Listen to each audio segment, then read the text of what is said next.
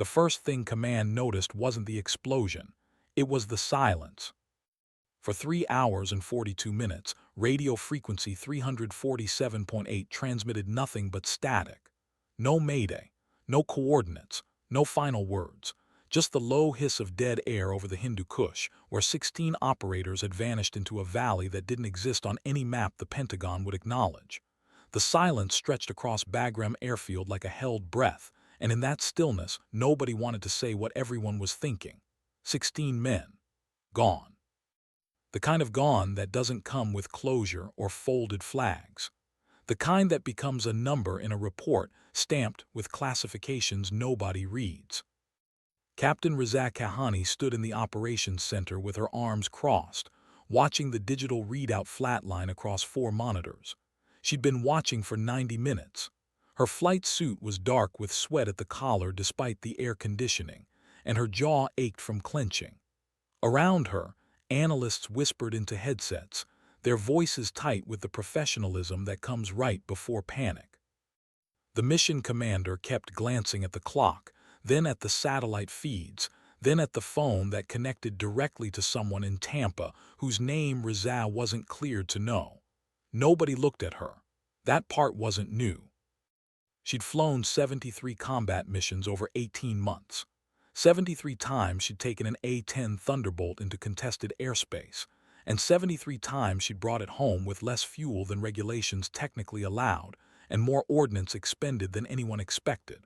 Her call sign was Lullaby, a name she'd earned 7 years ago in a war most Americans had already forgotten, in circumstances she never explained.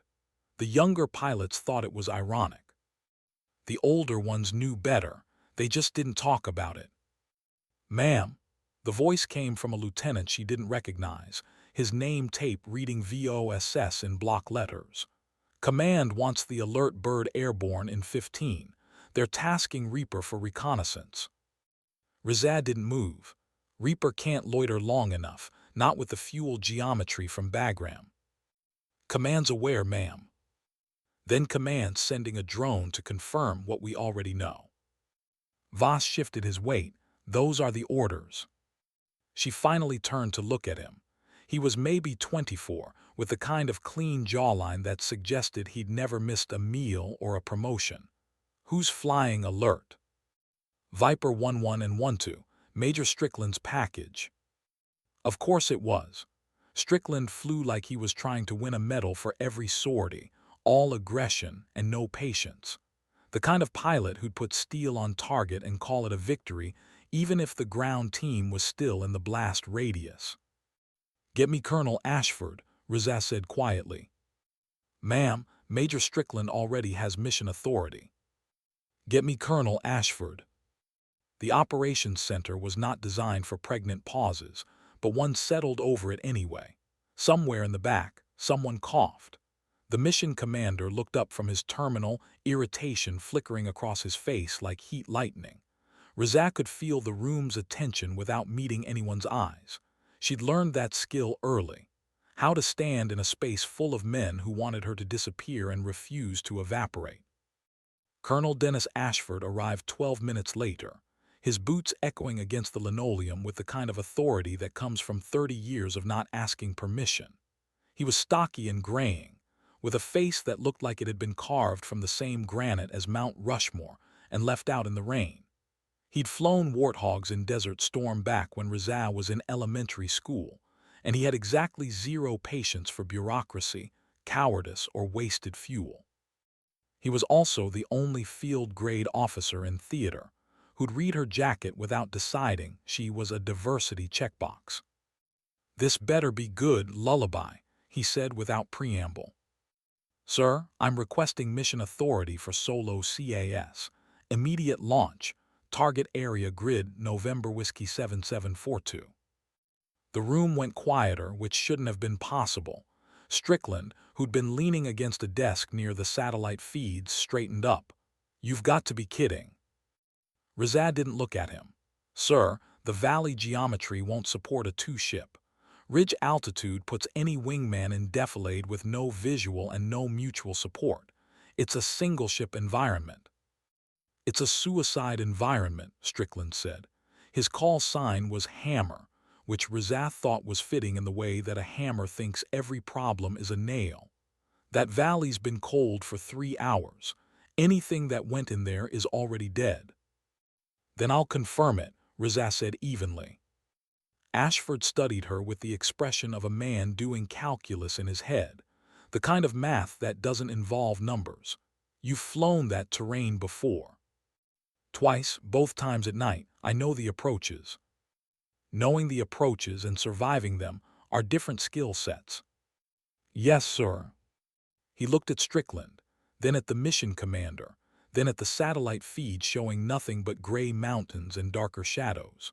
Outside, the sun was starting its long fall toward the western ridges, painting the sky in shades of copper and ash. Golden hour. The worst possible time to fly into a narrow valley where the sun would be directly in her eyes and the shadows would hide every ridgeline until it was too late to pull up. You've got a daughter, Ashford said. The words landed like a punch below the ribs. Razath felt her expression go flat, felt the old anger rise and then settle, the way it always did. Sir, with respect, that's not relevant to mission effectiveness. It's relevant if I'm about to put you in a casket and send you home to her. Strickland has 2 kids, Razath said quietly. Nobody mentioned that when he volunteered his package. Ashford's jaw tightened. For a moment nobody spoke. Then he sighed, the sound of a man who'd made this kind of decision too many times and knew he'd make it again. Your solo CAS into grid NW7742, reconnaissance and fire support as needed. You splash anything with a heat signature bigger than a motorcycle, you radio it first. You do not play cowboy. You do not exceed bingo fuel. And if that valley looks wrong, you turn around. Clear. Crystal, sir. Then get your bird in the air. She was moving before he finished the sentence, her boots hitting the floor in a rhythm that felt like a countdown. Behind her, she heard Strickland mutter something to Voss, the words too quiet to catch but the tone unmistakable. She didn't care. She'd stopped caring about that years ago, right around the time she'd realized that competence would never be enough. That she could fly better, shoot straighter, and bring every aircraft home without a scratch, and there would still be men like Strickland who looked at her and saw a liability, a checkbox, a mother. The thing they never understood was that she'd stopped trying to prove them wrong. She just flew. And at the end of every mission, the jet came home. That was the only argument she needed. Her A-10 was parked on the hardstand, low and ugly and perfect. The titanium bathtub that cradled the cockpit gleamed dully in the fading light, and the GAU-8 Avenger cannon protruded from the nose like a threat. 7 barrels, 30 millimeter, 4,000 rounds per minute. Enough firepower to turn a tank into modern art. The aircraft looked like it had been designed by someone who'd given up on aesthetics and decided that functional brutality was its own kind of beauty. Razath loved it the way other people loved poetry. Her crew chief, Senior Airman Domings, was waiting by the ladder. He was short and compact, with forearms like bridge cables and a mustache that violated at least 3 regulations. Heard you're going solo into bad country, he said. That's the rumor. You need anything special on this bird. Just make sure she flies. She always flies. He patted the fuselage with the reverence of a man who understood that machines had souls. You bring her back, Captain. I always do. She climbed the ladder and settled into the cockpit, the familiar smell of jet fuel and hydraulic fluid and something indefinably metallic wrapping around her like an old coat. Her hands moved through the pre-flight checklist with the muscle memory of repetition, each switch and dial a small prayer against entropy. Batteries on, fuel flow check, hydraulics green, instruments aligned. The ritual of preparation, the small magic that kept aluminum and titanium in the sky instead of scattered across a mountainside. The engine spooled up with a rising whine that became a roar, and she felt the vibration through the seat, through her spine, through her chest. The A-10 didn't purr. It growled. It announced itself. It told the world that something mean and ugly and utterly committed to violence was about to take flight, and if you were smart, you get out of the way. Tower cleared her for immediate departure. No pleasantries. No acknowledgement of what she was about to fly into. Just vectors and altitudes and the clipped formality of people who'd learned not to get attached. She throttled up and felt the warthog surge forward, ungainly and powerful, more momentum than grace. The wheels left the tarmac at 1400 hours local time. Below her, Bagram shrank into geometry, and ahead, the mountains rose like teeth. The Hindu Kush stretched across the horizon in layers of shadow and stone, each ridge darker than the last, fatting into a haze that could have been distance or smoke or something worse. Razak climbed to 12,000 feet and felt the air thin, felt the engines work harder in the altitude. The sun was behind her now, casting her shadow ahead across the valleys, a dark cross against the terrain. She checked her fuel, checked her ordnance. 6 Mavericks, 2 pods of Hydra rockets, and 1,100 rounds of 30 Mike in the gun. Enough to level a small town or make a very definitive argument. The radio crackled. "Lullaby, this is Bagram Control. You are cleared hot into target area November Whiskey 7742. Be advised, no friendly air in your sector.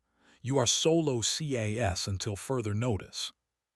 Lullaby copies. Solo CAS sector clear. Bagram Control also advises that last known contact with ground element was 3 hours 50 minutes ago. Asset status unknown. Asset status unknown. The military's way of saying we have no idea if they're alive, and we're not optimistic. Lullaby copies all. She banked east, following a ridgeline that dropped away into a canyon so deep the bottom was already in twilight. The terrain here didn't forgive mistakes. It didn't offer second chances. You flew it clean or you flew it into the side of a mountain, and either way, the mountains didn't care. They'd been here for 50 million years. They'd be here long after the last jet fell silent. Her daughter's face flickered through her mind. Layla, 7 years old, gap-toothed, obsessed with horses and dinosaurs in equal measure. She had Rizaz's dark eyes and her father's laugh, and she lived with Rizaz's parents in Virginia because a combat deployment wasn't a place for a child. Every night before bed, Layla made Rizaz's mother promise that her mom would come home. Every night her mother promised, and every night Rizaz hoped she wasn't turning her mother into a liar. She shook the thought away. Focus. The valley was coming up fast, a slash of darkness between 2 ridges that rose nearly vertical on either side. The approach was from the south, threading the needle between granite walls that would turn any mistake into a fireball. She dropped altitude, feeling the warthog settle into ground effect, the air thickening, the controls getting heavier. The ridges rose on either side like the walls of a cathedral built by something that hated God. And then she saw the smoke. It was thin, almost invisible against the gray stone, just a wisp rising from somewhere deep in the valley floor. Not the thick black pillar of burning fuel, not the gray bloom of high explosive, just smoke. The kind that comes from a small fire, the kind someone might use to stay warm or to signal. Rizaz's heart kicked against her ribs. She keyed the radio. Bagram Control, Lullaby has visual on smoke signature, grid November Whiskey 7743. Single source, low volume, consistent with controlled burn. A pause, then, Lullaby confirm visual on personnel. Negative visual on personnel. Terrain masking heavy shadow, descending for close reconnaissance. Lullaby, be advised that valley is uncleared. Recommend you maintain altitude. Recommend. The word that meant it's your call, but if you die, we told you so. Lullaby copies, descending to 8,000. She pushed the nose down and felt the valley swallow her.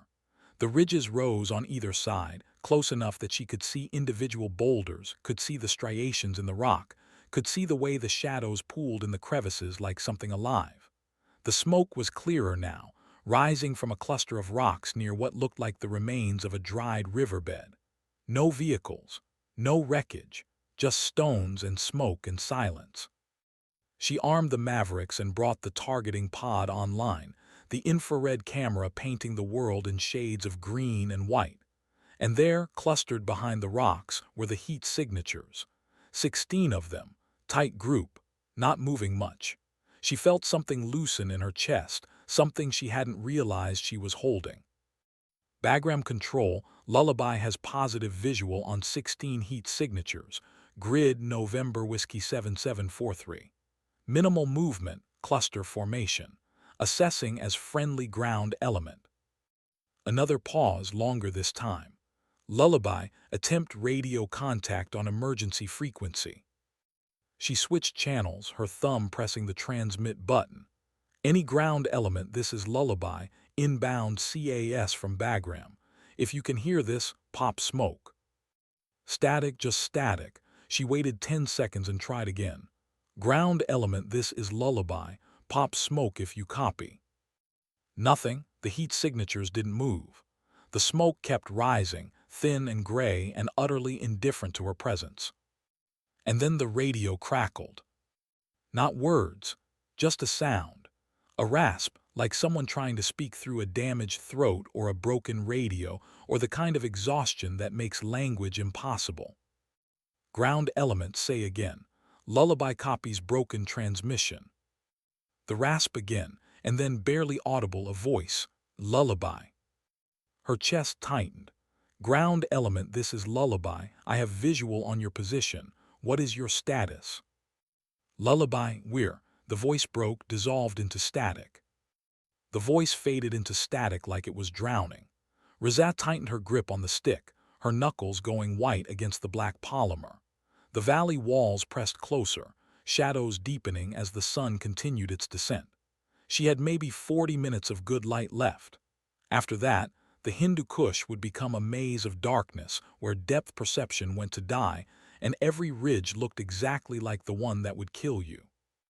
Ground element, you are broken and unreadable. I need status and threat assessment. She kept her voice level, the way she'd been trained. The way that suggested control even when control was an illusion wrapped around hope and adrenaline. Another crackle, then words clearer this time. Lullaby, 16 packs, 4 wounded, no extract possible. They're coming back. They're coming back. The words hung in the cockpit like a physical presence. Razas scanned the terrain through the targeting pod, looking for movement, for heat signatures that didn't belong to the huddled Americans behind their inadequate pile of stones. The valley stretched ahead, narrowing to a bottleneck maybe 200 meters past the ground team's position. Beyond that, it opened into a wider basin she couldn't see from this angle. Perfect ambush terrain. The kind of geography that got studied at West Point and memorialized on granite walls. Ground element, describe threat. How many, what weapons, what direction? East approach, maybe 20. AKs and RPGs, they probed us twice. We're low on ammo. 20 hostiles with small arms and rocket-propelled grenades coming from the east. The numbers weren't impossible, but they weren't good.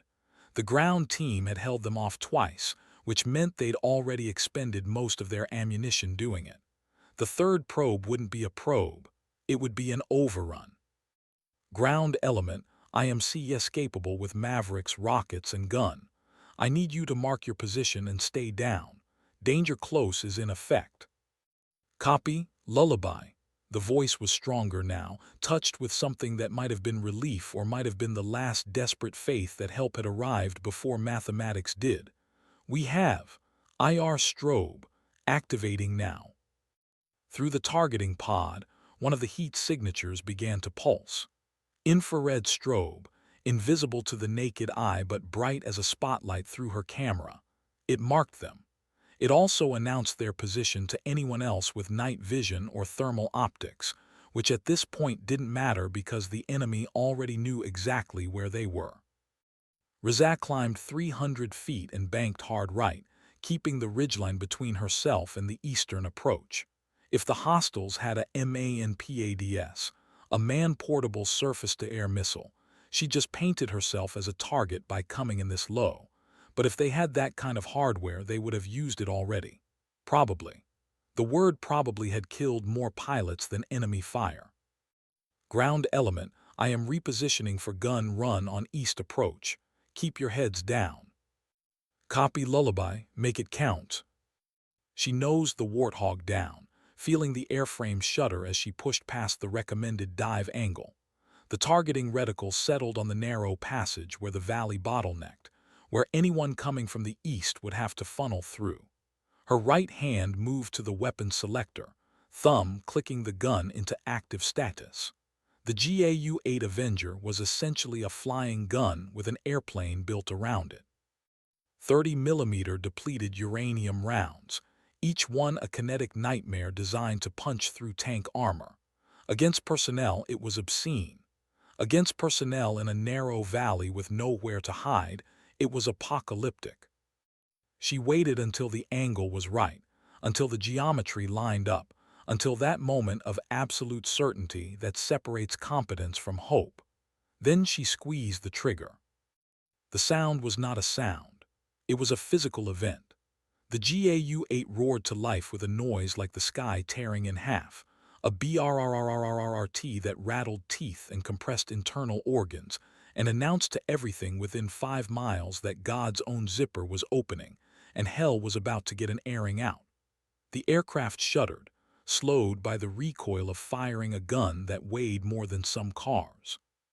30mm rounds poured into the bottleneck at 70 rounds per second, each impact throwing up geysers of pulverized stone and dirt. She held the trigger for 3 seconds, 210 rounds. The eastern approach ceased to be terrain and became a cratered moonscape.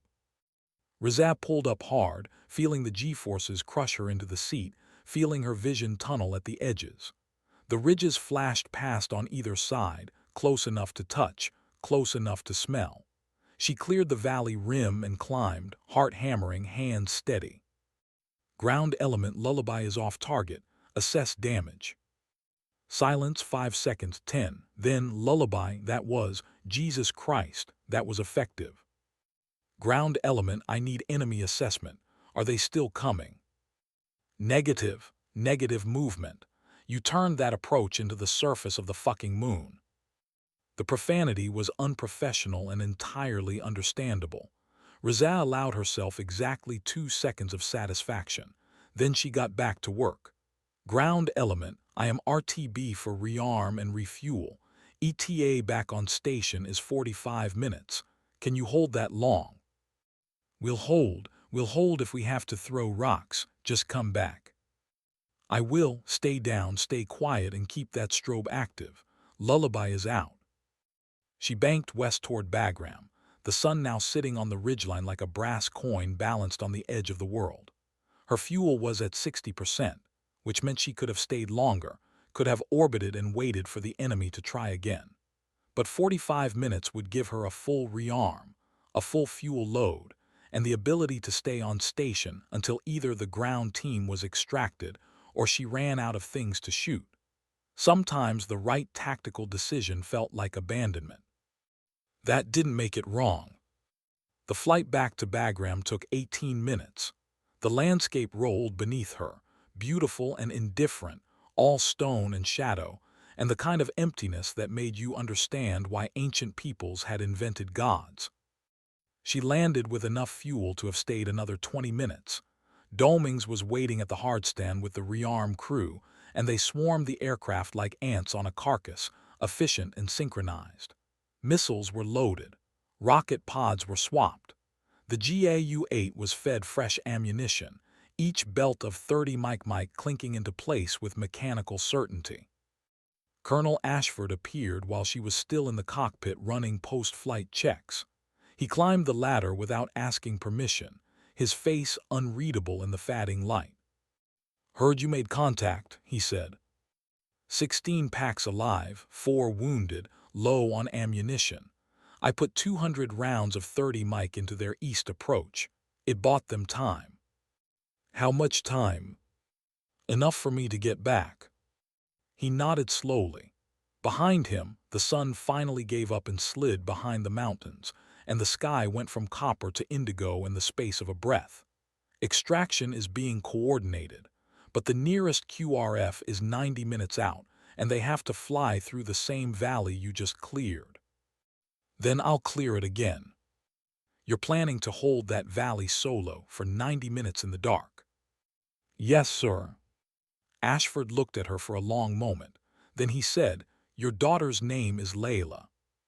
It wasn't a question. Rizza felt something cold settle in her stomach. Sir.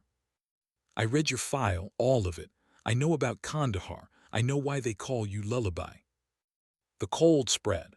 She hadn't talked about Kandahar in 7 years. Hadn't needed to. The people who'd been there knew, and the people who hadn't been there wouldn't understand even if she explained it. But Ashford knew, which meant he'd read the classified after-action report, the one that hadn't made it into her official jacket, the one that lived in a database somewhere with a clearance level most people would never reach. Sir, that's not relevant to the current mission. It's relevant because I need to know you're flying for the right reasons. I'm flying because 16 men will die if I don't. And if you die, your daughter grows up without a mother. The words landed like artillery. Rizza felt her jaw tighten, felt the old anger spike and then settle into something colder and more controlled. With respect, sir, you approved this mission. If you had concerns about my decision-making, you should have raised them 3 hours ago. I'm raising them now. Then ground me, sir. She held his gaze steady and unflinching. Ground me, send Hammer's package, and hope they can hold that valley without killing the people they're trying to save. Or let me do my job. Ashford's expression didn't change, but something shifted in his eyes, some calculation being run against data only he could see. Finally, he nodded. 45 minutes on station, he said. After that, you're out of there whether the QRF has arrived or not. I don't care if you're mid-gun run. Clear. Crystal, sir. Then get back in the air. He climbed down, and Rizza was alone again with her aircraft and the night and the weight of promises she hadn't made out loud. The rearm crew finished their work, Domings gave her a thumbs up, and she ran the startup sequence one more time. Batteries, fuel, hydraulics, instruments, the small rituals against chaos. She taxied to the runway and received immediate clearance. No waiting, no delays, just the understanding that people were dying slowly in a valley where the stars were already out, and every minute was measured in ammunition expended and blood lost. The wheels left the ground at 15:47 hours local. The mountains were black silhouettes against a sky going purple at the edges. Rizza climbed to 10,000 feet and activated her night vision system, the world resolving into grainy green contrasts. The valley was a darkness within darkness, a wound in the terrain. She could see the IR strobe still pulsing, a desperate heartbeat against stone. Ground element Lullaby is back on station. Status. Lullaby, thank God. They're massing again, east and north this time. We count at least 30. 30, they'd brought reinforcements. The math was getting worse. Ground element, I need you to mark targets if possible. Laser designate if you have capability. Negative laser, we've got NVGs and hope. Night vision goggles and hope. The equipment list of last stands everywhere. Rizza switched to thermal imaging and began scanning the approaches. There, heat signatures moving in groups, using the terrain for cover, advancing in bounds. Disciplined, trained, not the ragtag militia she'd hoped for. Ground element, I have visual on multiple hostiles, your north and east approaches. I am engaging with Mavericks. Danger close. Mark your position and stay flat. Marked, we're flat, do it. She selected the first Maverick, locked onto a cluster of heat signatures moving through a narrow defile north of the ground team, and fired. The missile dropped, motor igniting, the thermal plume bright as a comet in her night vision. 3 seconds later, the mountainside bloomed white in the thermal spectrum. Secondary explosions rippled outward. They'd been carrying something volatile. Ammunition, probably, or RPGs. She didn't wait to assess. Second Maverick east approach, another cluster trying to flank. Lock, fire, impact. The valley lit up in strobing green flashes through her NVGs, each explosion a temporary sun being born and dying in the span of heartbeats. Lullaby, that's 2 strikes on target. They're falling back. Jesus, they're running. Not running, repositioning. Reza had flown enough CAS to know the difference. She circled at 8,000 feet, eyes scanning the thermals. Below her, the ground team was a tight knot of signatures around their strobe. Around them, the enemy had pulled back into the ridgelines, into cover where missiles couldn't reach without bringing the whole mountainside down on the Americans. Ground element, hostiles have moved to high ground. They're going to wait me out. Copy, how long can you stay? She checked her fuel, 40 minutes. After that, you're alone until the QRF arrives. A long pause, then, 40 minutes is enough time to die slowly or quickly. We'll take slow. The resignation in his voice was the sound of men who'd already done the math and accepted the result. 16 men in a valley with no air support, no reinforcements, and not enough ammunition to hold off an enemy that could afford to be patient. In 40 minutes, she'd leave. In 41, the enemy would advance. In 45, it would be over. Reza looked at her fuel gauge, looked at the strobe pulsing below, looked at the darkness that seemed to press against her canopy like a living thing. And she made a decision that would either end her career or define it. Ground element, negative on 40-minute timeline. I'm staying until the QRF arrives. Lullaby, you don't have the fuel for that. I'll manage, you just keep breathing. She climbed to 12,000 feet to conserve fuel, throttling back to minimum sustainable airspeed. The Warthog settled into a slow orbit, a metal angel circling above men who'd stopped believing in miracles. Below, the enemy waited in the rocks like wolves outside a cave, patient and hungry. The night deepened. The stars came out, cold and ancient and utterly indifferent to the small mathematics of survival being calculated in a valley they'd been watching for millions of years. Reza checked her fuel every 60 seconds, watched it tick down in increments that felt like a countdown to a detonation. She had 35 minutes until bingo fuel, the point where she'd need every drop just to make it back to Bagram. After that, every minute in the air was borrowed against a landing that might not happen. At 28 minutes on station, the enemy moved again. She saw them on thermal imaging, heat signatures flowing down from the ridgelines like water, converging on the ground team's position from 3 directions. Coordinated, inevitable, the shape of mathematics when subtraction wins. Ground element, I have multiple hostiles advancing all approaches. I'm engaging. Lullaby, we're out of grenades. We've got maybe 200 rounds between us. 200 rounds against 30 or more. The math was simple and brutal. Reza armed her rockets and Dove, dropping from 12,000 to 5,000 in a descent that made her altimeter scream. The targeting reticle settled on the northern approach, where the densest cluster of signatures was moving through a ravine. She pickled 4 rockets, felt them kick away from the pods with a sound like canvas tearing. The ravine lit up in blooming flowers of fire and shrapnel. She pulled up hard, climbed, repositioned, dove again. The eastern approach. 6 more rockets. The mountainside erupted in overlapping fireballs that merged into a wall of flame and concussion. Lullaby, they're breaking. They're falling back again. But for how long? She was down to her last 2 rockets and the gun. After that, she had intimidation and the sound of her engines, which would last exactly as long as it took the enemy to realize she was out of ammunition. She checked her fuel, 22 minutes until bingo. The QRF was still 45 minutes out. The gap was growing, not shrinking. Ground element, what's your squad leader's name?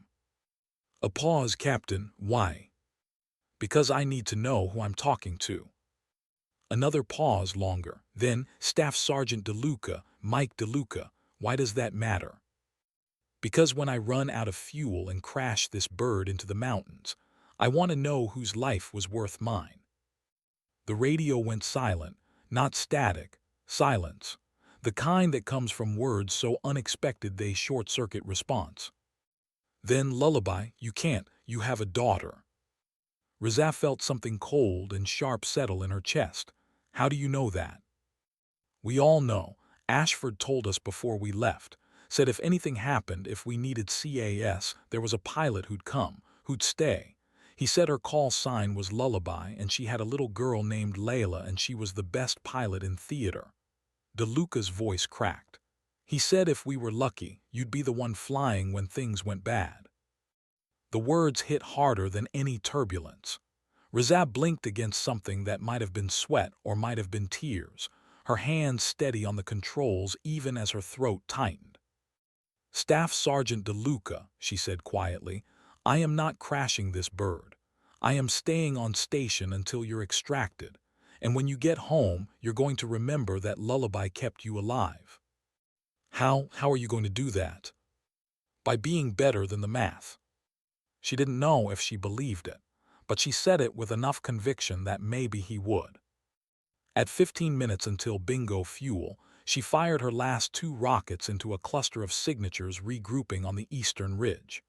At 10 minutes, she made a gun run that expended 400 rounds and turned a section of the northern approach into a landscape that would make geologists weep.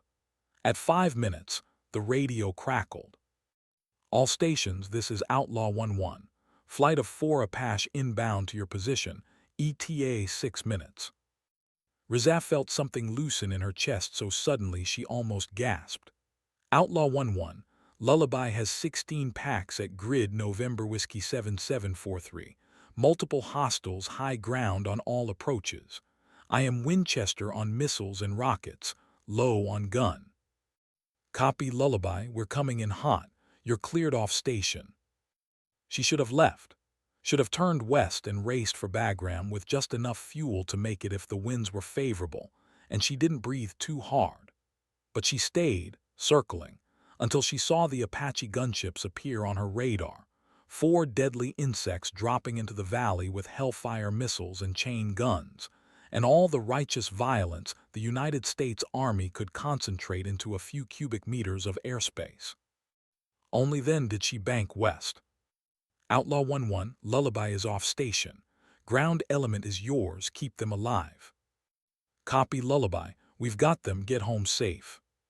She climbed to altitude and pointed the nose toward Bagram, her fuel gauge showing red, showing levels that suggested flying on fumes and prayer. The mountains passed beneath her in darkness, and she focused on the instruments, on the numbers that would tell her whether she'd make it or become another data point in a safety briefing about fuel management.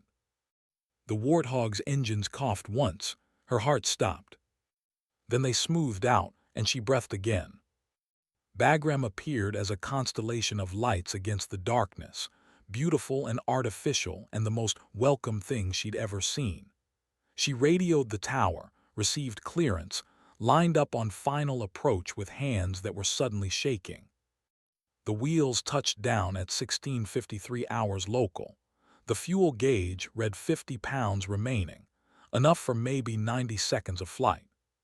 She taxied to the hardstand and shut down the engines.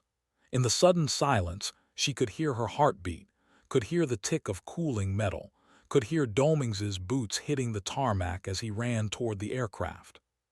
He climbed the ladder and looked at her with an expression somewhere between awe and fury. Captain, you just landed with fumes. You know that, right?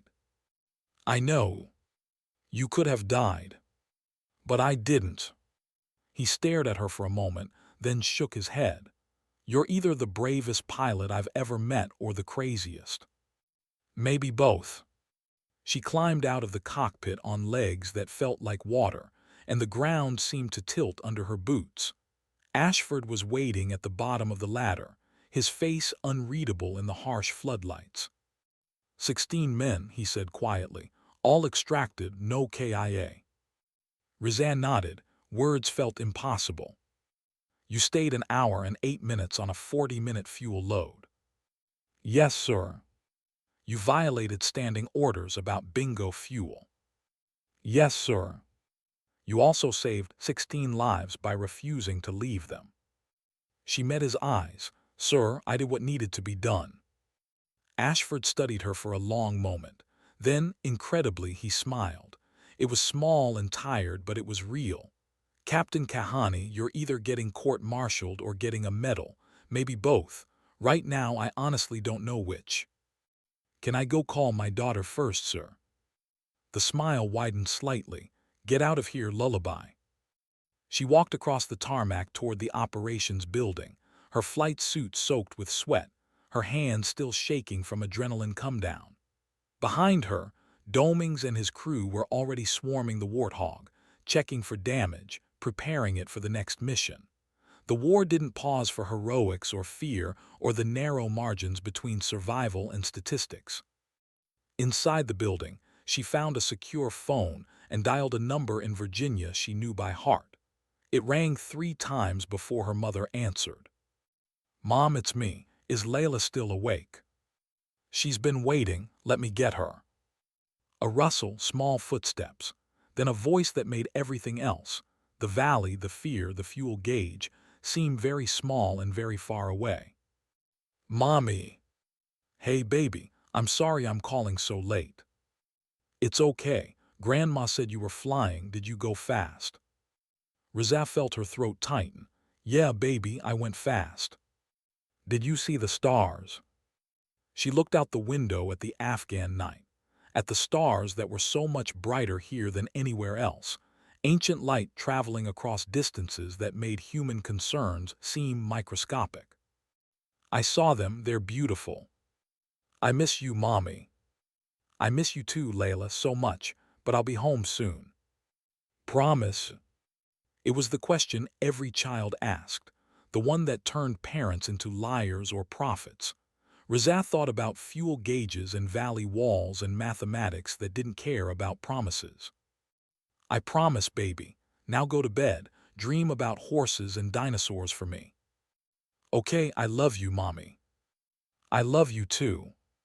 She hung up and stood in the empty corridor, the sound of her daughter's voice still echoing in her ears. Outside, another A-10 was taking off, engines screaming defiance at gravity and darkness. The war continued. It always continued.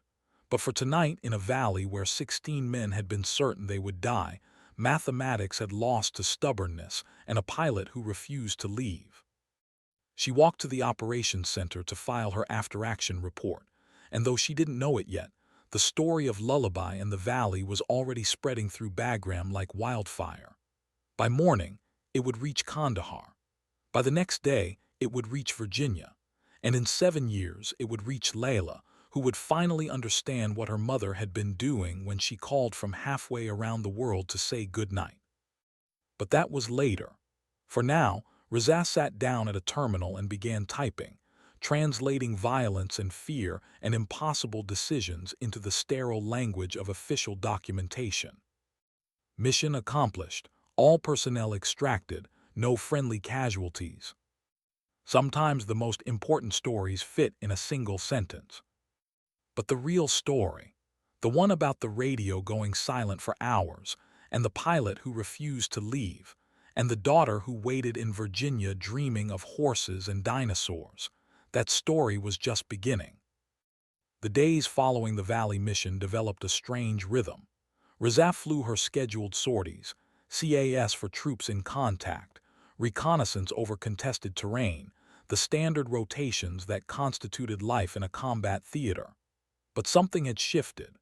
The other pilots, who'd previously maintained the professional distance that comes from respect tinged with skepticism, now nodded when she entered the ready room.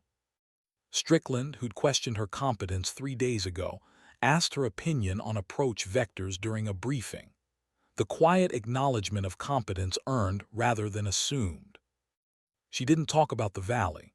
Nobody asked her to. The after-action report existed in whatever classified database stored such things, and the 16 men she'd kept alive were already back in rotation, their names unknown to her beyond staff Sergeant DeLuca. That was fine. She hadn't done it for recognition. She'd done it because leaving wasn't an option her conscience would accept. On the fourth day after the mission, Ashford called her to his office. The colonel's workspace was Spartan in the way of career military officers who'd learned not to accumulate possessions they couldn't pack in 30 minutes. A desk, 2 chairs, a map of Afghanistan with pins marking locations that probably violated several security classifications, and a photograph of a woman who had Ashford's eyes and a smile that suggested she found the world amusing. "Sit down, Captain," Ashford said, gesturing to one of the chairs. Reza sat, her posture automatic parade rest even seated. Old habits. Ashford studied her for a moment, then said, "The Army sent a thank you letter. Very official, very grateful. 16 operators extracted with 0 casualties thanks to your actions. They're calling it exemplary airmanship under combat conditions." "Sir, I was just doing my job." "Your job description doesn't include violating fuel protocols and risking a controlled flight into terrain to extend your loiter time." "No, sir." "It also doesn't include making command decisions about when to disregard standing orders." "No, sir." Ashford leaned back in his chair, the springs creaking. "You're going to get a Distinguished Flying Cross. The paperwork is already in motion. I could stop it if I wanted to, but I'm not going to because you earned it. What I am going to do is ask you a question, and I need you to answer it honestly." "Yes, sir." "Why did you stay?" The question hung in the small office like something with weight and texture. Razak considered several answers: duty, training, tactical necessity, and discarded all of them because Ashford deserved better than rehearsed platitudes. "Sir, 7 years ago in Kandahar, I was flying night CAS when a patrol got ambushed. 12 Marines, pinned down in a compound with no egress and taking fire from 3 directions. I was low on fuel, low on ordnance, and there were 2 other aircraft in the area with full loads and better positions." She paused, choosing words carefully. "I left to refuel. The other aircraft engaged, but the geometry was wrong. By the time I got back, 9 of those Marines were dead." Ashford's expression didn't change, but something shifted in his eyes. "I made the tactically correct decision," Razak continued. "I followed fuel protocols, I coordinated with other assets, I did everything by the book, and 9 men died while I was flying away from them to top off my tanks." She met his gaze. "I got the call sign Lullaby because one of the surviving Marines said I'd put them to sleep, permanently. It was cruel, but it was fair. So when Staff Sergeant DeLuca and his team were in that valley, I made a different choice. Maybe it was tactically questionable, but I couldn't leave. Not again." The silence that followed was the kind that happens when someone has said something true enough that there's no good response. Ashford looked at the photograph on his desk, his daughter, Reza realized, and something in his expression softened. "The Marine who gave you that call sign," Ashford said quietly. "His name was Corporal James Vickers. He lost his legs in that ambush. Medically retired 18 months later." Reza felt something cold settle in her stomach. "How do you know that, sir?" "Because I called him after I read your classified file, asked him about Kandahar, asked him if he really blamed you for what happened. And he said he was an asshole 22-year-old who didn't understand fuel loads or tactical priorities. Said he spent 6 years angry at you, then another year in therapy learning that anger doesn't change mathematics." Ashford paused. "He also said that if he ever met you, he'd apologize. And he'd tell you that Lullaby wasn't meant to be cruel. It was because you were the last voice 3 of his brothers heard before they died, and you stayed on frequency talking to them until the end. He said you sang to them, that you kept them from dying alone." Reza felt her throat tighten. She remembered that night, remembered the radio calls getting weaker, remembered trying to fill the silence with anything that might make their last minutes less terrifying. She didn't remember singing, but trauma had a way of editing memory into shapes that made survival possible. "I didn't know that," she said quietly. He wanted you to know. He also wanted me to tell you that he named his daughter Rizah, said it means contentment in Arabic, and he figured anyone who stayed on frequency with dying Marines deserved to be remembered as something other than the pilot who left. Something broke inside her chest, small and sharp and long-held. Rizal looked down at her hands, at the calluses from years of gripping control sticks, at the faint scars from maintenance work and accidents, and the small violence of aviation. "Thank you, sir," she managed. "Don't thank me. Thank Staff Sergeant DeLuca. He wrote a statement as part of your DFC package. Said you told him you wouldn't crash your bird into the mountains, but he could tell you'd already accepted it as a possibility. Said you chose 16 strangers over your daughter because that's what the job demanded." Ashford's voice went quieter. "That's not airmanship, Captain. That's something rarer." Rizad didn't trust herself to speak. "You're being reassigned," Ashford said, shifting gears with the efficiency of someone who understood when a conversation had reached its weight limit. "Not punishment. The opposite. They want you at Nellie's, training the next generation of hog drivers, teaching them how to fly CAS the right way." "Sir, I'm mid-deployment." "Your deployment ends in 6 weeks. This is your follow-on assignment. Take it, Captain. Go home to your daughter. Teach other pilots how to be as stubborn as you are." He smiled slightly. "And maybe teach them better fuel management." She almost laughed, almost. "Yes, sir." Dismissed. Rizah stood, saluted, and walked to the door. She was halfway through when Ashford spoke again. "Captain." She turned, "Sir. Kandahar wasn't your fault. I need you to know that. I've read the reports, the timelines, the fuel calculations. You made the right call. Sometimes the right call still gets people killed. That's not on you." Rizan nodded, not trusting her voice, and left. She walked across the base toward her quarters, the Afghan sun beating down with its usual relentless geometry. Around her, the machinery of war continued its rotations. Aircraft landing and launching, convoys rolling out, soldiers moving with the purposeful efficiency of people who understood that idleness was its own form of danger. In 6 weeks, she'd leave this place. She'd go home to Virginia, to Layla, to a life where the most dangerous thing would be rush-hour traffic on I-95. She'd teach young pilots how to fly the Warthog, how to put steel on target, how to bring their aircraft home. And maybe, if she was honest enough, she'd teach them about the weight of decisions made in seconds that echo for years. That night she called Layla again. "Mommy, guess what?" "What, baby?" "I learned a new word today. Tenacious. It means you don't give up even when things are hard. Miss Carter said it's a good word for people who do important things." Rizah felt her eyes sting. "That's a great word, baby." "Are you tenacious, Mommy?" She thought about fuel gauges and valley walls and promises made to strangers in the dark. Thought about radio calls that never got answered and others that did. Thought about the difference between tactics and ethics, between what was possible and what was right. "I'm trying to be," she said. "Every day I'm trying." "I think you are," Layla said with the absolute certainty of children who haven't learned to doubt yet. "I told Miss Carter my mommy flies airplanes and saves people. She said that's the most tenacious job there is." "Your teacher sounds smart." "She is, but not as smart as you." Rizah smiled, the expression feeling strange and good and fragile. "I love you, Layla, so much."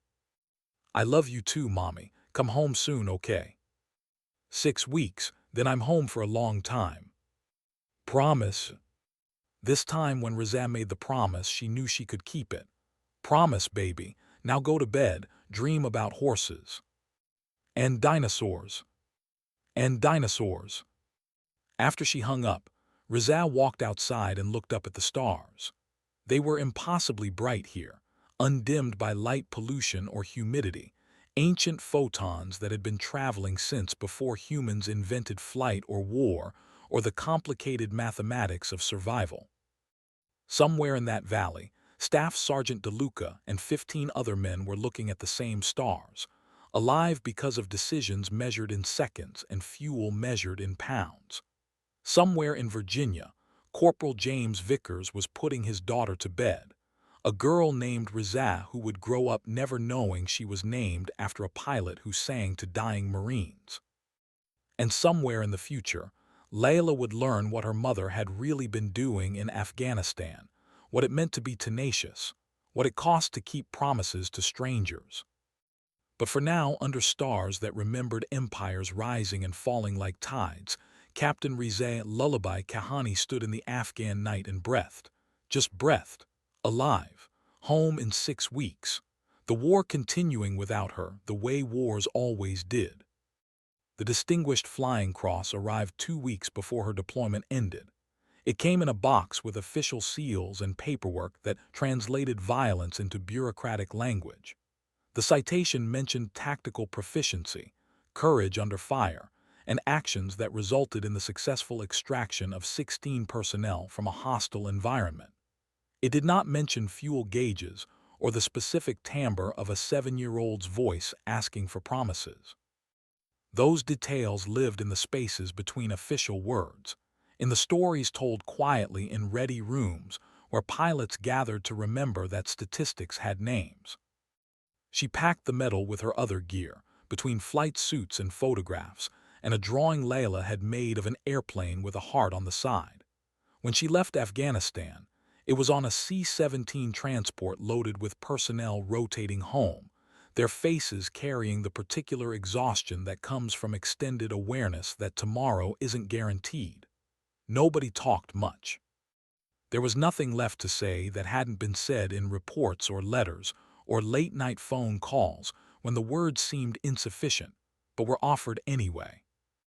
Nellie's Air Force Base in Nevada was a different kind of war, one fought against complacency and the dangerous assumption that survival was guaranteed.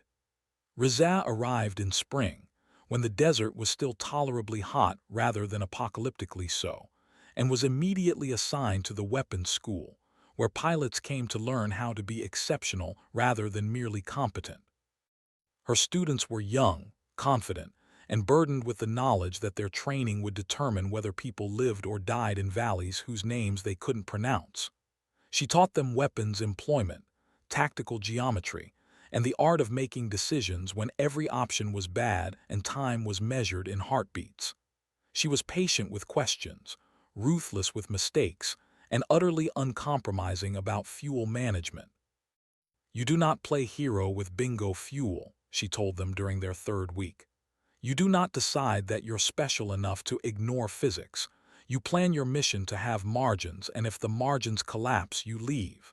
The ground team will understand. Dead pilots help nobody."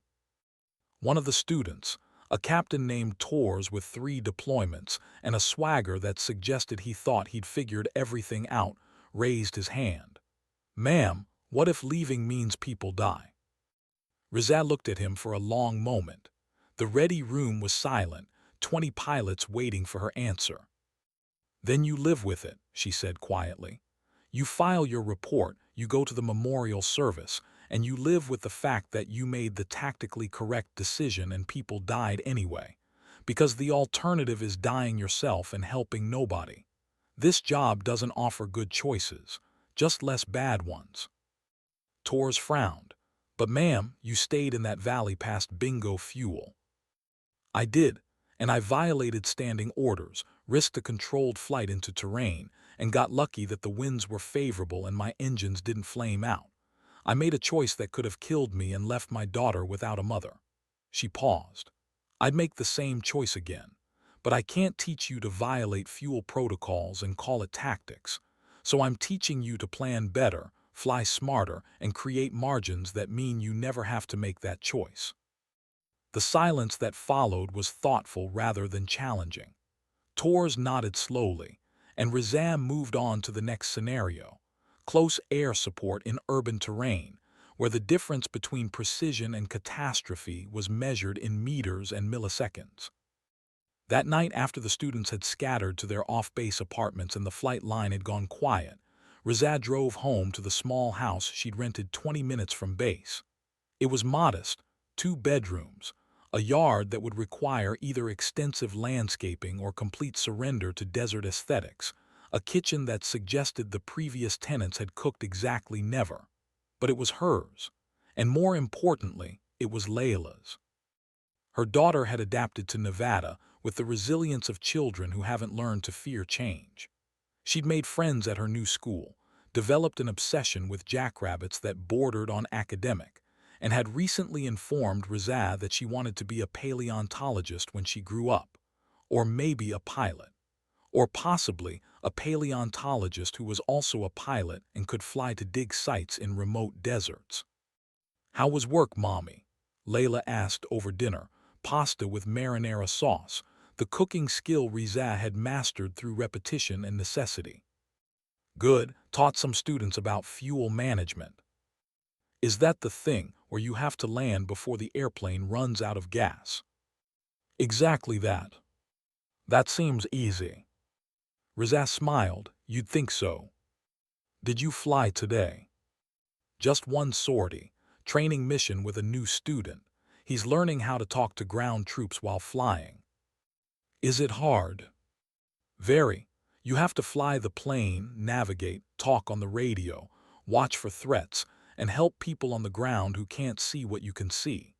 It's like playing 4 video games at the same time while someone is trying to make you crash." Layla considered this seriously. "That does sound hard. Are you good at it?" "I'm pretty good." "I think you're the best." The simple confidence in her daughter's voice, the absolute certainty that her mother was exceptional, made something in Rizaz's chest tighten. Layla didn't know about Kandahar or the valley or fuel gauges reading zero. She just knew that her mom flew airplanes and came home for dinner.